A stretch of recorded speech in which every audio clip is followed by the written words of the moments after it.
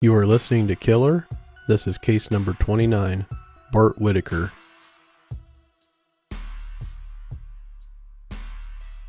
Lock your doors, bolt your windows, and turn off the lights. We're about to begin.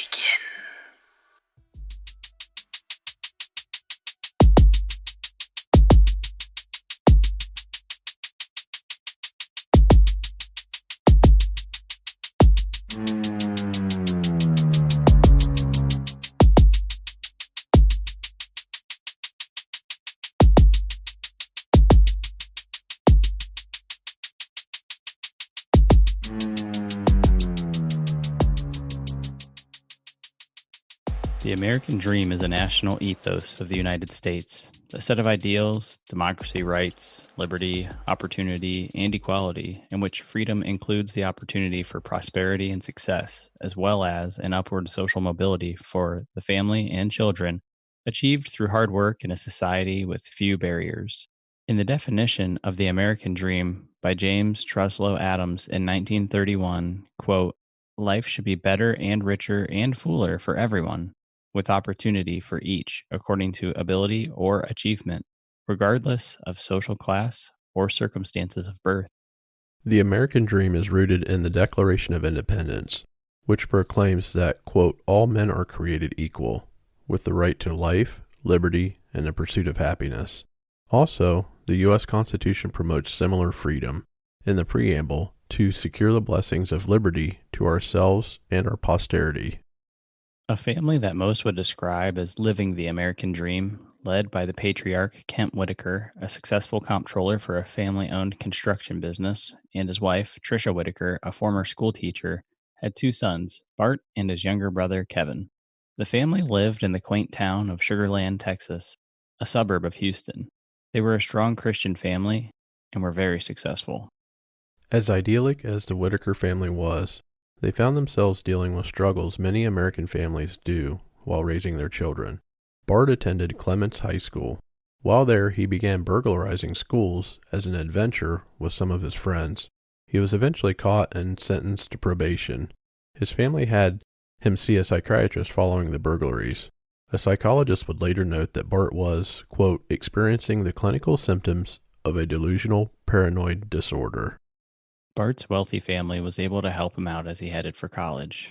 He was given luxury vehicles to drive and a lakeside townhouse in Willis, Texas. Eventually, Bart would go to Baylor University, where his parents paid for his tuition. Finally, he would end up transferring from Baylor to Sam Houston University, where he would graduate in 2003. On December 10th, 2003, the Whitaker family attended Papado Restaurant to celebrate Bart's accomplishments of completing his last exams and heading for graduation. The family had a nice dinner and gave Bart a $4,000 Rolex as a gift for his hard work. The family then headed home. Once they arrived at their home, Bart realized he left his phone in the car and went to go retrieve it. The family headed inside and were immediately ambushed. Kevin, the younger brother, entered the home first and was greeted with a gunshot to the chest. Tricia followed behind Kevin, and she too was met with a gunshot to the chest. Kent followed behind her and rushed in as the situation was unfolding, only to be shot in the shoulder. Bart followed in after his father, and he was also met with a gunshot to the arm. Kevin died at the scene, and Tricia passed away at the hospital after she was life-flighted from the home. Kent and Bart survived the attack. When questioned, Bart stated the suspect was a black male, and that was all he knew. Police were shocked to receive this call. A shooting in Sugar Land was something that never happened.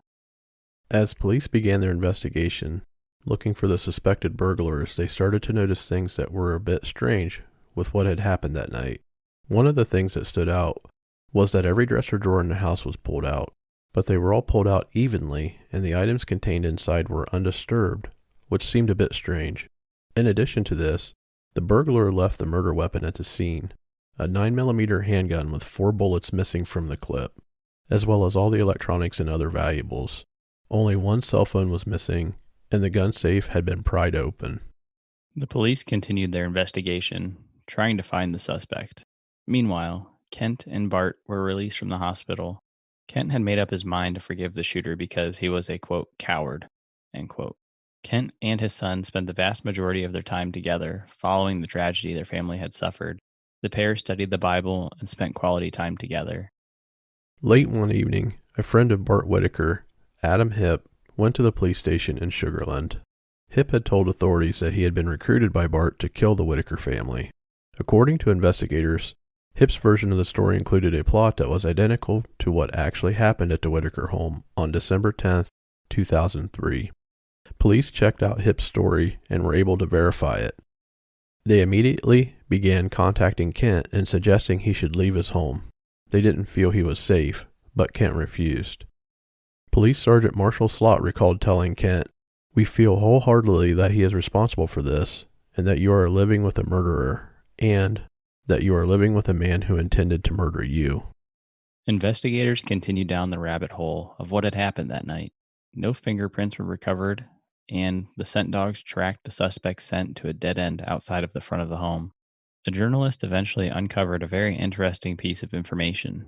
Bart never graduated college. He never even attended classes at Sam Houston University. The alarm bells were firing at every turn, yet there still wasn't any concrete information to tie Bart to the murders of his family members. Bart Whitaker had been plotting his next move for some time. It was an offhand comment from a busboy working at the local country club that gave him the idea to flee the country. As the heat started to turn up on him, Bart bolted to Mexico 7 months after the murders. Bart began looking into it, and soon he spent a few $1,000s and had a new identity and a new life in Mexico as Rudy Rios. As the police investigation continued, they uncovered some other pertinent information regarding Bart. He had already plotted to murder his family once before. Kent and Patricia had heard rumors that Bart was planning to have them killed. It was 2001, and Bart was attending Baylor at the time. A college friend of his tipped off the Whitakers to Bart's plot to take them out. When confronted, Bart told his family it was just a joke and a misunderstanding, and they believed him. Rudy Rios began finding friends in Mexico and eventually wound up going to church. He met a woman named Cindy Lou Salinas, and the pair struck up a relationship. Their relationship was very serious, and the family loved Rudy, also known as Bart. He even hired him to work in the family's furniture store. While Rudy was living his best life in Mexico, authorities were still trying to piece together the events of that night with the information they knew now. However, the case was growing cold until August 2005. A neighbor of Bart's named Stephen Champagne told police that he wanted to come clean about what he knew relating to this case. Champagne told investigators that Bart set up the crime and lured his family to dinner to celebrate his fake graduation. While the Whitakers celebrated their son's achievements, Champagne waited in a car outside in the parking lot. A second accomplice, Chris Brashear, was hiding in Bart's SUV outside of his home. When the family left, Chris exited the vehicle and entered the house with a key and disabled the alarm, all provided by Bart. Champagne followed the group home after dinner and parked nearby and waited. Brashear would recall that night stating, "Bart's brother walked in first, and when he shot Kevin just before, he believed that he smiled at him, thinking that it was a prank. Then Chris shot his mom and then his father. Finally, Bart walked in and the pair staged a fake confrontation, which ended with an intentional shot to Bart's shoulder. A few moments later, Brashear joined Champagne in the car and bolted. The motive for the pair to help Bart annihilate his family was that the Whitakers were worth a lot of money, and Bart planned to cash in on their deaths. He promised his accomplices millions of dollars. With a confession in hand, police still had nothing to physically tie Bart to the crimes. But that would all change when Champagne offered up the location where the pair had ditched the evidence from that night. It was a bag thrown into a nearby lake from the bridge above.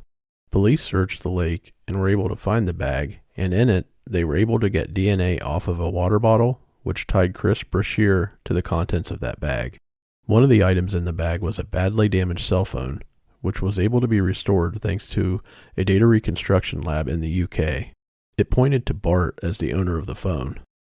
Investigators began searching for Bart when they discovered he had bolted to Mexico. Sergeant Slott received a phone call from a busboy at the local country club, the one that gave Bart the idea to head south. His name? Rudy Rios. Rudy told Slott that he sold Bart his identity and helped him escape. Bart was arrested in Mexico without incident on September 22, 2005. Bart was sentenced by a jury to death by lethal injection in March 2007. Brashear, the shooter, received life in prison without parole, and the getaway driver, Champagne, received 15 years.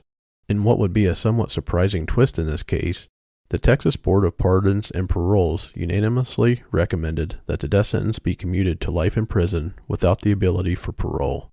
And on February 20th, 2018, Governor Greg Abbott approved the recommendation and based his decision on the fact that Whitaker did not directly murder his family and that his father, Kent, quote, insists that he would be victimized again if the state put to death his last remaining immediate family member, end quote. Whitaker would respond by saying, quote, I am thankful for this decision, not for me, but for my dad, end quote. Let's break this down and discuss this in depth because this is an insane story. And the first place I wanted to start was by starting with the American dream. So many people in this country, when you come here or if you're from here originally, you hear about the American dream. It's the, big house, white picket fence, family, everyone's always outside in the perfectly manicured lawn and whatnot. This family had it all. They were the American dream. They're what everyone aspires to be, whether you pretend to or not. You most likely would love to have enough money to give your kid a $4,000 Rolex, if you felt like it. Now, not all people are like that, but a lot of people are. And that's kind of what that's about. And this family had all that. And Bart wasn't content. He didn't feel like he was, fulfilled in some way. And clearly he'd been given everything in his life. And so when he gets to the point where it's about time for college, he actually plots to have his family murdered when he's in college before the fake graduation. Now, I know you didn't spend a ton of time researching this case. What did you make of that when you first heard it? I think it's definitely a crazy twist that he faked his graduation and they had a celebration and this was all staged. But to go back to just somebody that has this much privilege and has this much in their life, it sounded like their family was very successful and they really were willing to give Bart essentially whatever he wanted. They were proud of his, so-called accomplishments. They weren't really accomplishments in the fact that he faked his graduation, but really in the end, he was, it sounded like he was a respected part of that family and they really appreciated his accomplishments and what he was doing and were willing to give him anything. And that just, to me, is crazy that he would plot to kill his entire family because they were worth millions of dollars. I don't know what drives a person to do that because he already has everything he wants. What is the motivating factor to off his entire family just to get the rest of their money? Well, plot twist to the plot twist, right? So the event happens, it goes down. But what we didn't talk about in the story is his dad survived and he wasn't supposed to. And that ruined everything. So imagine a world where Kent is actually murdered. Now what happens? Does Bart take over the family fortune and then dole out his millions to his buddies? Or does this get even weirder? Does he actually ever pay those guys? You know what I mean? Like, what do you think would have happened had events turned out slightly differently where Kent loses his life and Bart's actually able to make that claim on that life insurance money and get access to all of their other money? If someone is willing to kill their entire family to get their money, there's no way he's sharing it with those guys. I think he already had the plan established and it was already premeditated that he was going to go to Mexico, change his identity, and with hopes of having those millions of dollars that he was going to get from his family, never to be heard from again. And I don't think there's any way he would have paid those guys that helped him do it. I'm not sure. I kind of feel like he would have paid them because, you'd be kind of stupid not to. You just talked some dudes into going into your house and offering your entire family without any upfront money or anything. So this dude just goes in and commits murder, kills two people, attempted murder on a third, and they even staged that fake fight in front of his dad who, does watch it happen, sees the struggle, and then they shoot Bart in the arm on purpose. This sounds like the plot of a movie to me, it sounds so far-fetched and concocted, like this would never happen in real life. And then sure enough, here we are. It's real life and it's happening. I can see that side of it. I guess he may have paid them just to get rid of them too. That way he doesn't have to worry about them, trying to trail him wherever he may end up going, and trying to end up killing him in the end too, because they obviously weren't afraid to, like you said, they staged the confrontation and they shot him already in the arm. So what's to say if he didn't pay them that they're going to try to do everything they can to track him down? If they don't pay him, they'll just end up killing him too. Yeah, I mean, we never know. Like the killer in this case could have still gone in and confessed to this later. The only way to keep a secret is if you tell a man and then he's dead, and only one man left. You know, you never know. There's always a possibility of that one person that was out there that was involved, spilling the beans later on. So there's no guarantee that even though this plan goes off as it was supposed to, so if Kent actually passed away here, that they still get away with it later because, who knows? These guys could easily, you know, rat him out, especially if he doesn't take care of them like you said they were going to. So they have to be very careful because those killers still took that stuff and still ditched it. And at the time, they probably didn't know that Kent didn't die. They probably assumed he was dead. Right. And not to say as well as if authorities would still investigating this murder, it could have remained open for quite some time. They could have uncovered a piece of evidence later down the road that eventually pointed back to them. So it was a very elaborate scheme on Bart's part to disappear and re-identify, but don't you think that throws up some serious red flags too? Like 7 months after his entire family is nearly wiped out, he disappears 7 months later. I would think that would throw up some huge red flags. It did. Sergeant Slot was interviewed later on, and when he was talking about this and they got tipped off to the fact that he had bolted to Mexico, they started to really get suspicious. They already had some suspicion at this point, but they were like, okay, well, why are you running? Clearly you're guilty of something. But they couldn't, they had to figure it out.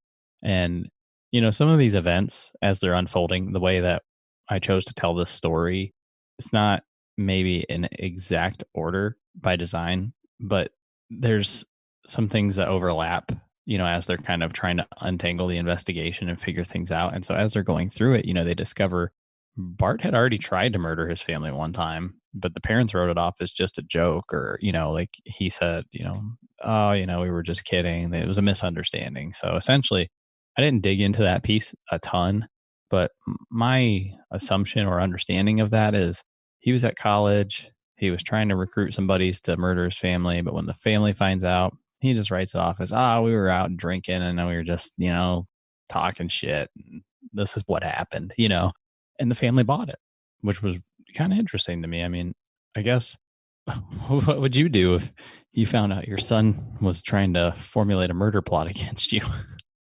I mean, if he was persuasive enough of a talker, I guess he could have talked his way out of it and said, yeah, it's just a joke. I don't know. I mean, definitely you're alarmed at first. Like, where does this even come from? Right. Like I said, it's a privileged family. They have lots of money. They're giving this kid or this person anything they want.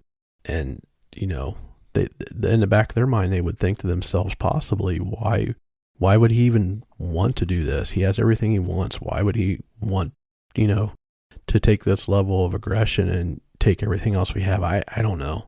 Maybe I'm thinking into it a little bit too far. But one thing you said too is he's recruiting buddies and saying stuff at college, and it gets back to his parents. It didn't sound like he was afraid to spout off at the mouth about what he was doing, because he also said something to that busboy at the local country club. Hey, I'm going to disappear to Mexico and go south. And then that busboy had called him out on it, which is weird. So I think he eventually probably would have gave himself up at some point. Yeah, it's hard to say. I mean, then he goes to Mexico and assumes that identity of Rudy Rios, which is kind of strange because he's like, just a white boy. Like, I don't know how you go to Mexico and assume an identity of a Mexican, and then you'd look nothing like a Mexican. It was just kind of, but when he's there, he starts taking over, a whole new life, and he's working for his girlfriend's daddy, like, gets into a relationship. Now, my question the whole time was, did he already know how to speak Spanish fluently and just went to Mexico? Like, no problem. Like, how did that work out? I would think since that was part of his so-called master plan to escape to Mexico that he possibly did know Spanish. You would almost have to, unless he unless there's some facts that are missing that we didn't know about ahead of time, where he had already had this planned out for quite some time and knew where he was going to go and kind of the area, and maybe he had already visited there and know that Spanish wasn't 100% required. I'm not sure, but you would think that he would have to know a little bit to kind of acclimate himself to that new environment. Yeah, and that's kind of what I was thinking was like he had to have some level of knowing the language at some degree to feel confident enough to bolt there, and start a whole new life. But you never know. I mean, maybe he didn't. Because I just wonder what he was planning to do once he had the money if his dad didn't survive. Was he planning to take off anyway to try not to be tracked, or was he planning to stay in Sugarland and not move away at all and just live life as usual? Yeah, those are all great questions. And just think about this for a second. Your family suddenly passes away and you inherit millions of dollars, but yet you want to disappear and start a new identity. How difficult is it to relocate that kind of money to an account where it is accessible, especially in a foreign country and everything that goes around that? It's not just this. You're not just going to go to the bank and withdraw your millions of dollars, put them in a suitcase, and go to Mexico. You're never going to get there with it. Yeah, I, exactly. I mean, if his father had passed away, it would have all been done on the up and up because they would have thought that his thought was, they're not going to look into me. I got shot. And so clearly I had nothing to do with it. And then he can just withdraw and move money around as usual, business as usual at that point. And that wouldn't raise any red flags unless he decided to suddenly cash out like everything he had and then move, doing it legally. But still, like if you decided to then suddenly cash it all out and take off, that's going to raise a red flag too. yeah, for sure. It seems like his plan was only about 75% thought out. Like, he didn't have contingency plans for, hey, what if one of the family members don't die? What if they don't shoot him and actually kill them? And if I go here, disappearing, what does that red flag look like? It sounds like he had a pretty solid plan, but it wasn't 100% locked down. Right. Yeah. He needed more. He needed to make sure that those guys made sure that nobody survived. And they didn't, they just, and honestly, if they've never killed anyone before, like they probably didn't think to go back and double check that everyone was gone, And as morbid as that sounds, they were probably rushing through it, nervous and scared and doing their thing and then taking off, not making sure all the loose ends were tied up. I'm sure that's exactly what happened when in the heat of a situation like that, your adrenaline is rushing and you're not thinking clearly. You know what you have to do, but you don't have the train of thought that, hey, I need to really confirm what I just did was successful. You want to get it done and you want to get out because in the back of your mind, you're constantly, I mean, these are gunshots going off in a house. You're going to be constantly worried about who hears this. Is someone calling 911? Are the cops on the way? You just want to get in, get out. Exactly. You don't have time to be hanging out. And they didn't bring their own weapons. They broke into the gun safe that was at the home. So it's not like, they were able to bring their own weapons and they knew like, every detail about them and knew that, or brought a silencer with them, which is highly unlikely, but you know what I mean? Like they didn't have any of that stuff at their disposal, which would have made the situation a little bit better for them, I guess. But yeah, they wanted to make it look like it was a robbery. And then when they staged the robbery, they didn't even do that right because they pulled out every single drawer, didn't touch anything. Like some bizarre, like who would do that? That, if I was going to stage a robbery, I'm going through knocking stuff over. I'm having a blast. I'm in there just like destroying the house. Right. And it had to be a chaotic scene too to add to that whole situation. You're blowing them away right when they walk in the front door. Likely the door's not even closed. You're just ambushing them right in the door. So it just had Yeah, to be a it wasn't chaotic scene. closed. They the family was walking through the door and each one of them was getting picked off like one at a time. So like and each person after the first, one ahead of them was getting shot was like coming in to be like, what's going on? Like it was, one of those like, what the hell's happening? You're like so confused. Like I hear this noise and what the heck what's going on? And you have to remember, like, they have an alarm system too, and it never went off. So they're probably not thinking anyone's actually in the home. Yeah, that's a very good point. Yeah, I would think that the first person in obviously doesn't know what's happening. They get totally blindsided. But then the second person's like, what the hell's going on? They rush in to see what's going on. But then that third person, I don't know. It's just strange. I wouldn't go towards gunfire, but if like you said, if you don't know what's happening, you totally don't expect somebody to be in your house. And if they are, you would think that the alarm system had triggered and they would have already been scared away. Right. Yeah. You just hear these loud noises and, you're outside, they're inside. You don't actually see what happened. Like, you don't see that the person fell to the ground or whatever. You don't see the bullet. You just hear a loud noise. And like I said, your alarm never went off, which you would expect that it would if someone was in your home. But Bart had accounted for that by having the guy go in with a key and then disable the alarm, giving him the code. So it was so much oddness going on. And no one really talked about that in the investigation side of things. Nobody even asked, like, well, why didn't your alarm go off? Unless the guys, the family said, like, we don't remember if we armed it when we left or something like that, and they just brushed it off. But it would be one very strange thing to have the alarm and it just never went off. Right. Yeah, just a complete and total chaotic scene for sure. What do you think about Bart's sentence, his death sentence, getting commuted to life in prison without the possibility of parole? I mean, he even come out and said, I'm thankful that this happened for my father's sake because he's already lost so much with what happened. Yeah, so his dad had talked a lot about forgiving the shooters before he knew that it was his own son.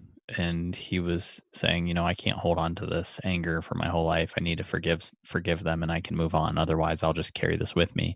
Then he finds out it's his son and he still forgives him. And he lobbies the parole board on behalf of his son not to take him away because he's, saying, like, I'll be victimized again. And that's an interesting way of looking at it.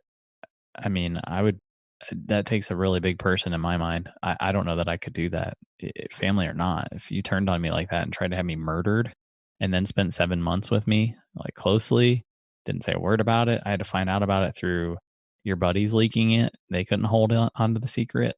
Like, man, he'd be lucky I didn't strangle him. You know what I mean? Right. Yeah, I don't know. That's a situation that's hard to speak on because you can't put yourself in his father's shoes or anyone else for that matter that has something similar to them happen. You can kind of speculate on how you would feel, but it's just to actually be in that situation, be in that position. I can't even imagine the thoughts that would run wild in your mind and how you would process all of that. Yeah, exactly. It's just something that, it just takes a really big person to go through all that and then forgive their son for all of that stuff. But, good on him. That being said, I think that's a wrap for this week's case. Thank you guys for tuning in. Thank you for subscribing. And we will catch you next time. Stay safe.